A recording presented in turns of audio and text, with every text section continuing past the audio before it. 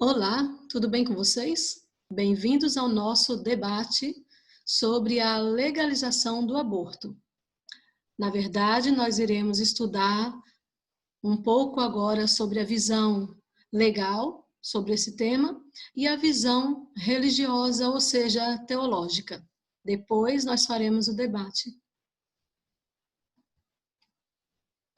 O que é aborto? Aborto é a interrupção da gravidez pela morte do feto ou embrião, junto com os anexos ovulares. O aborto pode ser espontâneo ou provocado. O feto expulso com menos de meio quilo ou 20 semanas de gestação é considerado aborto.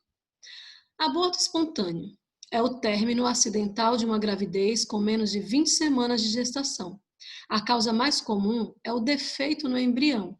Os fetos com más formações morrem antes do fim da gravidez e por isso impede o seu desenvolvimento natural. Daí resulta um aborto involuntário. Aborto provocado é a interrupção deliberada da gravidez pela extração do feto da cavidade uterina. Então, o que você pode perceber nesses dois tipos de aborto é que no aborto espontâneo não há vontade na mulher de executar essa prática. Acontece de forma acidental. Já no aborto provocado, há a interrupção deliberada, ou seja, a mulher quer, ela decide, ela tem vontade realmente de fazer o aborto. Situações em que o aborto é permitido no Brasil. O aborto no Brasil é crime, entretanto, em algumas situações o procedimento é permitido. Veja aqui os artigos do Código Penal que tratam deste tema. Aborto provocado pela gestante ou com seu consentimento. Ou ela mesma provoca, ou alguém provoca com o consentimento dela. Provocar aborto em si mesma ou consentir que outrem lhe provoque. Qual é a pena? Detenção de 1 a 3 anos. Aborto provocado por terceiros. Provocar aborto sem o consentimento da gestante. Alguém pode dar a ela um chá, um remédio sem que ela saiba e provocar o aborto sem o consentimento da gestante. A pena é reclusão de 3 a 10 anos. Provocar aborto com o consentimento da gestante, reclusão de 1 a 4 anos. Parágrafo único. Aplica-se a pena do artigo anterior, de 1 a 4 anos, se a gestante não é maior de 14 anos ou é alienada ou débil mental, ou se o consentimento é obtido mediante fraude, alguém engana a mulher, ou então se ela tiver sob grave ameaça ou violência. Forma qualificada. As penas cominadas nos dois artigos anteriores são aumentadas de 1/3 se, em consequência do aborto ou dos meios empregados para provocá-lo, a gestante sofre lesão corporal de natureza grave e são duplicadas se, por qualquer dessas causas, lhe sobrevém a morte. Não se pune o aborto praticado por médico, naturalmente, porque o médico está cumprindo também as ordens judiciais, ou está sob o amparo da lei. Aborto necessário. Quando o aborto é necessário? Se há outro meio de salvar a vida da gestante. Então, se a gestante está correndo risco de vida ou risco de morrer, ela sim tem o aborto necessário e garantido pela lei. Aborto no caso de gravidez resultante de estupro. Se a gravidez resulta de estupro e o aborto é precedido de consentimento da gestante ou quando incapaz de seu representante legal. Se a mulher é vítima de estupro, o aborto é legal. Se a gestante for incapaz, ou seja, ela não tem a sanidade mental, então o responsável legal responde por essa mulher. Percebe-se, portanto, que é permitida a realização de aborto quando há risco de vida para a gestante e quando a gravidez é resultado de um estupro. O aborto também pode ser realizado quando há comprovação de que o feto é anencéfalo, ou seja, que o feto não apresenta total ou parcial a calota craniana e o cérebro. Sobre esse último caso, é importante destacar que a decisão foi tomada pelo Supremo Tribunal Federal, por Vanessa Sardinha dos Santos. Maria Vanessa Sardinha dos Santos. Visão bíblica. Nós vemos a visão legal, agora vamos para a visão bíblica. Não há dúvidas de que a Bíblia condena o aborto. Todavia, não há um texto bíblico sequer que trate de casos excepcionais.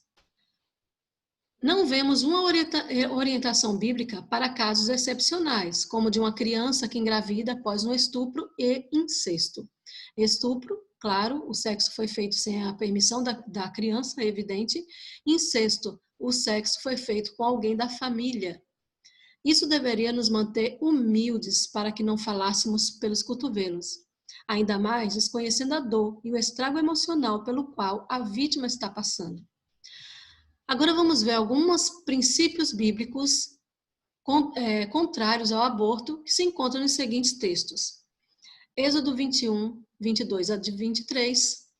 Deus manda executar um homem. Este homem foi responsável por um aborto. Vamos ler. Êxodo 21, 22 e 23.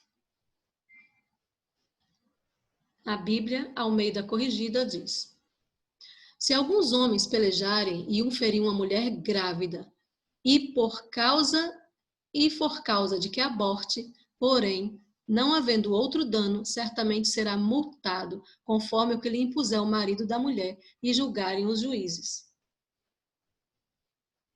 Só um minuto.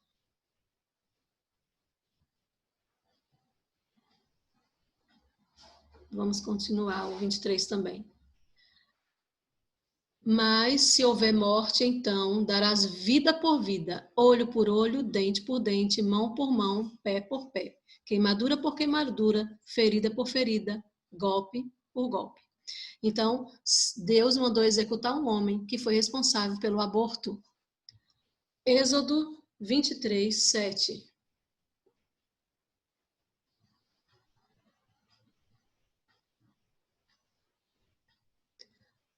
Não se envolvam em falsas acusações, nem condenem à morte o inocente e o justo, porque não absolverei o culpado. E um feto é alguém inocente. Jeremias 1:5.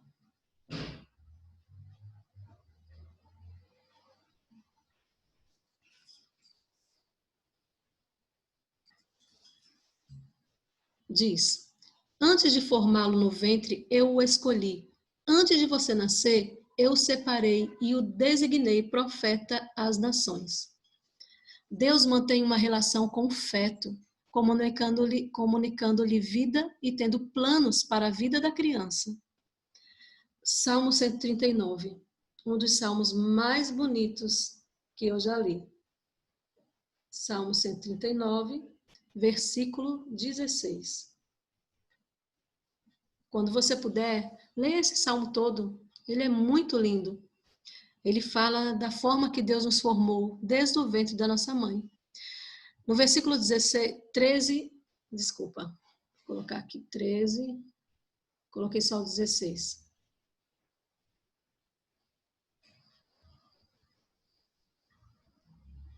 Tu criaste o íntimo do meu ser e me teceste no ventre de minha mãe. Eu te louvo porque me fizeste de modo especial e admirável. Tuas obras são maravilhosas, disso tenho plena certeza. Meus ossos não estavam escondidos de ti, quando em secreto fui formado e entretecido como nas profundezas da terra. Os teus olhos viram o meu embrião. Todos os dias determinados para mim foram escritos no teu livro antes de qualquer deles existir. Olha que lindo. Deus acompanha toda a gestação, pois a vida que ele reparte com alguém é sagrada. No Novo Testamento também nós vamos ver que Deus não faz diferença entre o feto e a criança nascida. Veja, o termo grego brefos, traduzida por criança, em Lucas 1,41, se refere a João Batista no ventre de sua mãe Isabel.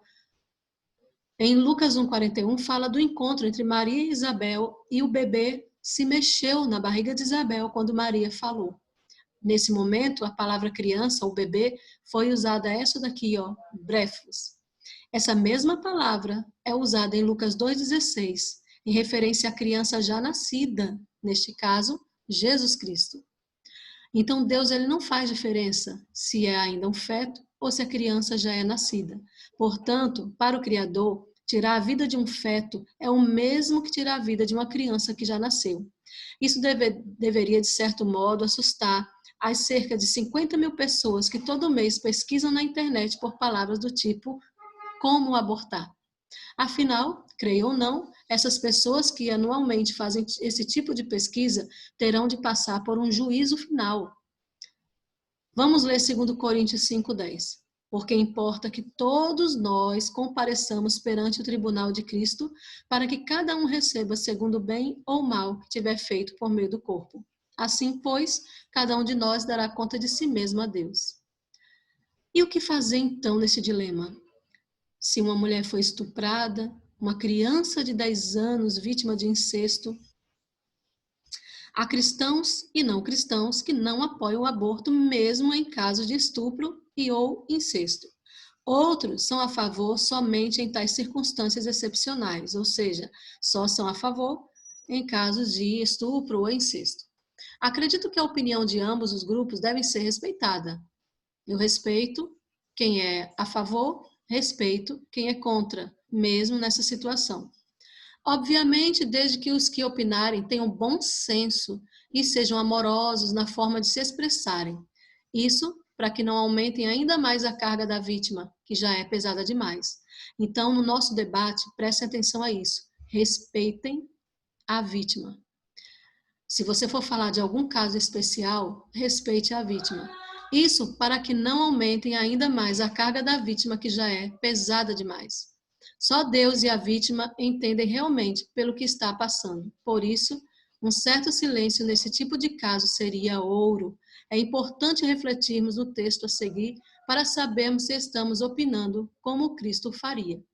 Vejam, evite as controvérsias tolas e inúteis, pois você sabe que acabam em brigas. Ao servo do Senhor não convém brigar, mas sim ser amável para com todos, apto para usar e paciente.